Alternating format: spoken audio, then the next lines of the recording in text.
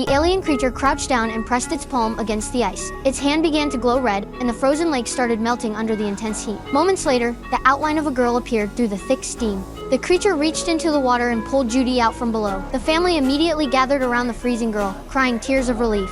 Can you do something so we don't freeze?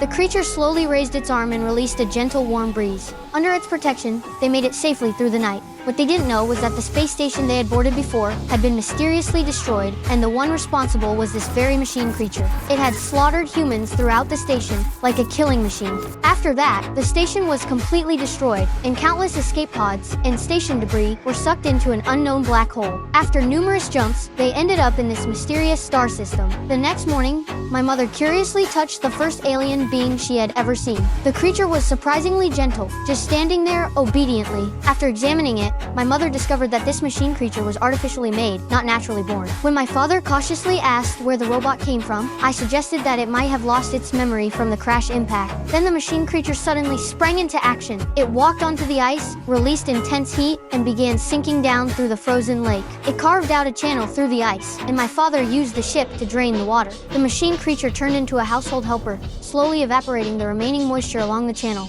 Before long, the ship was back in working condition. My father decided to go out and search for other human survivors who had also landed on this planet. They first went to the crash site of the machine creature's ship. My mother, curious as ever, brought my father along to go inside and take a look. They found that the ship's internal structure was incredibly advanced, but after searching for a long time, they couldn't find the system controls. It wasn't until the machine creature outside accidentally touched a piece of the ship's wreckage that something was triggered. The ship's internal systems came online. My mother, standing at the control panel, saw a map of the planet and was shocked to discover that they were no longer in the Milky Way. Outside, the robot began recovering its memories, seeing images of itself massacring humans on the space station. And that scene was accidentally seen by me too, as I had also touched the ship's wreckage. I stared at the machine creature in front of me in panic, then turned and walked away in disappointment. I ran all the way deep into the forest, but it didn't take long for the machine creature to find me. Was that you?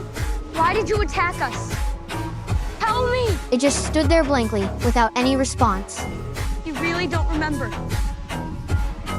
But you're not like that anymore. You're not like that, are you? I wanted to test its loyalty, so I told it to raise its left hand. The creature actually followed my command. I told it to raise its right hand, and it did that too. Then something else came to mind. I told the creature to turn around. It followed my command and turned. Ahead of it was a sheer cliff, dropping thousands of feet. I ordered the creature to move forward, and without a moment's hesitation, it stepped out over the edge. I rushed to stop it. In that moment, I finally understood what the creature meant. It crouched down and looked at me, and I chose to trust it. Right then, we officially became friends. I brought the creature back through the forest to meet up with my parents. Suddenly, something fell from the sky. I walked over and picked it up. It was an enormous gemstone. Right after that, thousands upon thousands of gemstones came raining down from above. The gems were razor sharp, destroying everything in their path. The creature stretched out its arms to shield me,